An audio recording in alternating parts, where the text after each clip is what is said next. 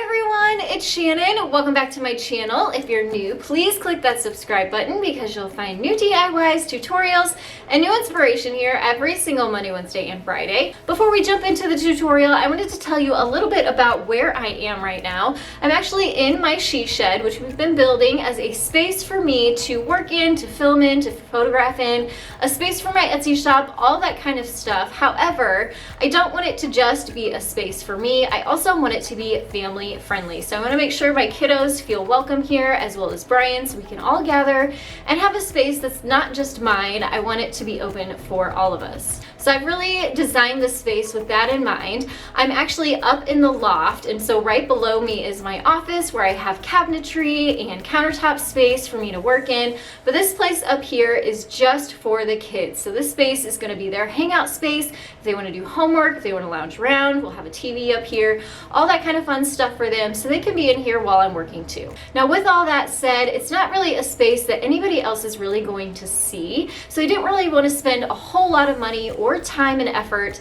in the flooring up here, because I'm sure that they're probably going to be kind of rough on it anyway. But I had this idea, instead of installing carpet or a hardwood floor up here, to just use the existing plywood that's already up here. Now in today's tutorial, I'm going to share with you how I transformed regular 1/2-inch plywood into beautiful faux hardwood floors. So let's go ahead and get started.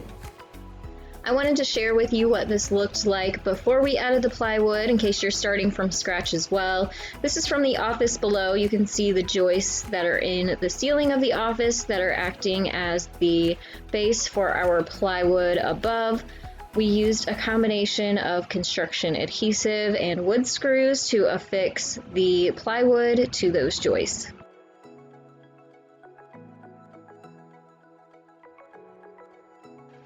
Then it was time to sand the plywood. I used my orbital sander and 80 grit sandpaper. I just really took my time making sure that I smoothed all of it out. We bought a higher grade plywood knowing we were going to do this, so make sure whenever you're selecting plywood, you pick one that's going to have a nice finish on the back. It's not going to have a bunch of knots or gouges. And just take your time sanding. I probably spent about an hour going over every inch of the floor. And then just for reference, this space is 7 foot wide by about 12 foot long, so it's about 84 square feet.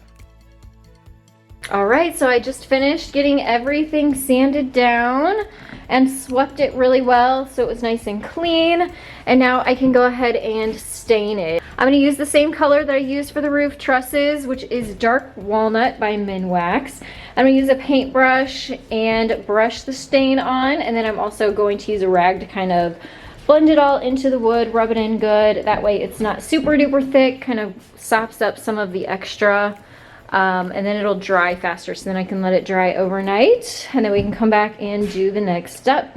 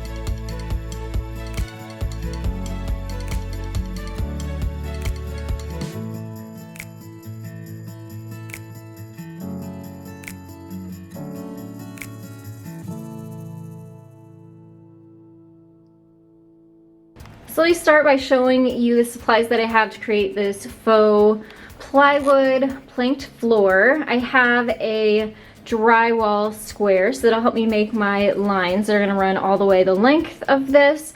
I also have a 4-foot yardstick on hand to help me draw the rest of these lines all the way out. And then you can do this one of two ways. You can actually, before you stain this, you can add your wood lines, your plank lines, and then stain it, or you can do like I have and actually stain first and then add your lines on top of it. And to do that, I'm using painter's pins. These are just from Walmart, color of course black. And I grabbed 2 of them just to have 2 on hand in case one runs out. So I'm gonna go ahead and get started just working from the end of the loft to the open end. And then I'm gonna come back in and add some horizontal lines here and there to make it look more planked. And then I'll also add some little dots to those planks to make it look like faux nail holes. We decided to create 4-inch wide planks. Since our plywood is 4 foot wide, it divided into it equally. That way we had evenly spaced planks, and I sort of started in the middle. I didn't really start on the edge, and that way we could just kind of work from the middle out and work within those 4 foot sections.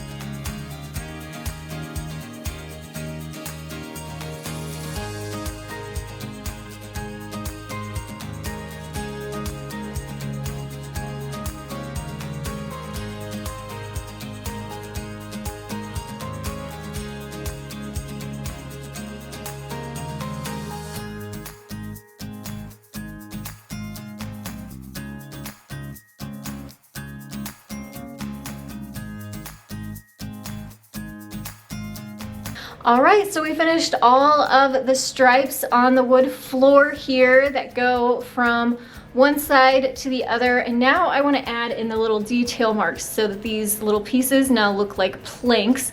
So I'm going to use a framing square and make my vertical lines. And then I'm also going to add some little nail hole marks. And they're not necessarily real nail holes, but hopefully they'll kind of look like nail holes. That way it'll kind of give it more of an authentic look and also a rustic look and more of a realistic look, hopefully. So I'm just going to use my painter's pen again for that, and then I'll come back and be able to seal this all in. And that's basically all there is to creating your own faux wood floors using plywood.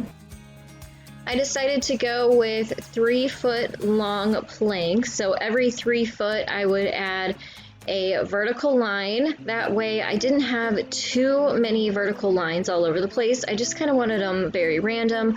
I didn't do a pattern. I would just add a vertical line and then move over 3 foot, mark a line, and then the next row I would sort of find an in-between space to add another vertical line and then work my way out from there.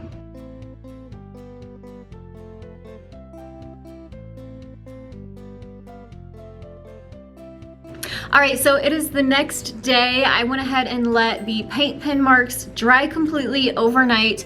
Today I want to add a top sealer coat, and I didn't want those lines to smudge or smear at all, so I wanted to make sure those dried completely before I got to this next step. All right, so here's the floors, and it may be a little bit hard to see on camera, those lines, but you can definitely see them in person. And now I need to clean the floors really well before I add the top coat. So I have a duster mop. I'm gonna dust everything really well. And then I have a wet rag too. And once the whole thing is cleaned and dried, I can add my sealer. And this is what I'm gonna be using for the top coat. It is Minwax's polyacrylic, and it is in a clear semi-gloss finish. I wanted these to have a little bit more of a shine to them instead of really flat, so they look more like hardwood floors versus just rustic wood. So I have my paint tray, a roller, and a paintbrush. I want to make sure that I kind of do these in smaller sections because I don't want to miss anything, so that's why I'm using a smaller one instead of a bigger one. And then the paintbrush is for me to be able to get along all of the edges there. So like I said, I'm going to go ahead and clean the floors first, and then I will just be rolling on probably 2 or 3 coats of the polyacrylic to protect them.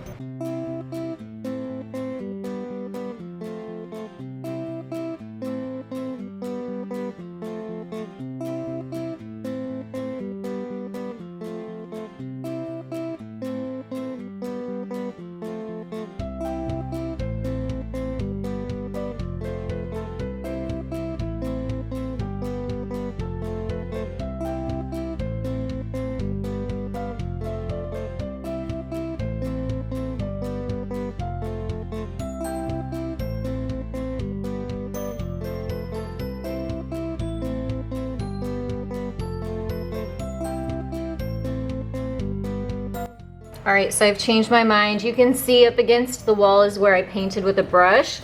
And this is where I've painted with a paint roller. And yes, it will dry clear, but it also dries kind of milky if it's thick too. And I definitely don't want these bumps all over the finish of this floor. So I'm gonna go grab a bigger paintbrush and I'm just gonna use a brush to apply this finish. That way it all has a really nice uniform look.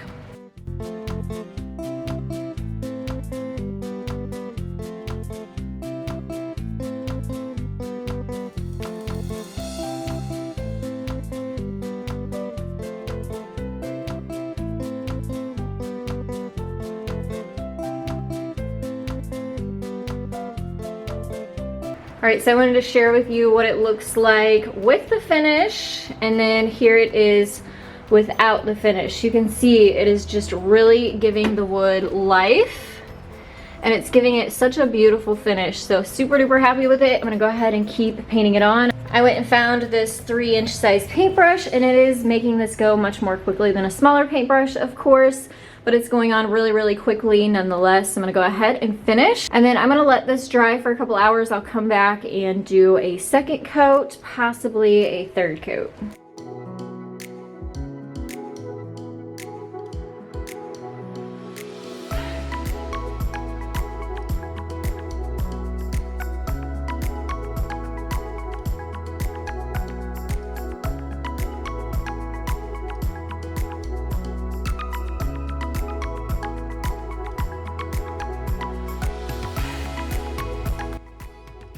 All right, so here it is. It's after 3 coats of the polyacrylic.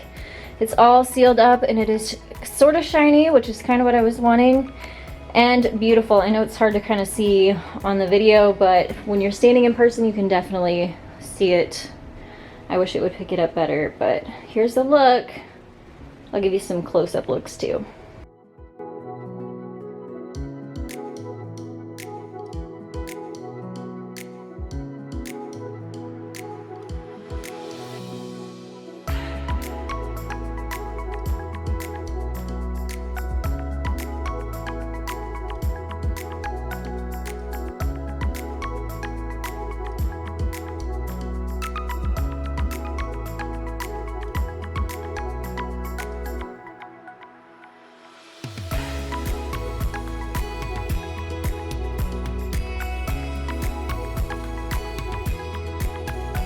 I'm so excited that this really turned out so beautifully. Of course, I have details that still need to be added up here, like trim and all of the fun things that are going to be added up here for the kiddos to come and hang out in this space. But the floors are a huge improvement over what was here previously. And I would definitely say this project probably cost under $50 when you include the wood stain, the polyacrylic, the markers, and the sandpaper. It really was more just time than anything, and it's a huge savings over if we were to put any kind of vinyl flooring up here or something like that. Make sure to click that subscribe button next to me so you can follow along. I will be posting a loft tour very, very soon. You can find the She Shed playlist in the link below that. And make sure to come find me on Facebook and on Instagram because you'll find more inspiration and behind the scenes. Thanks so much again, and I'll see you next time. Bye everyone.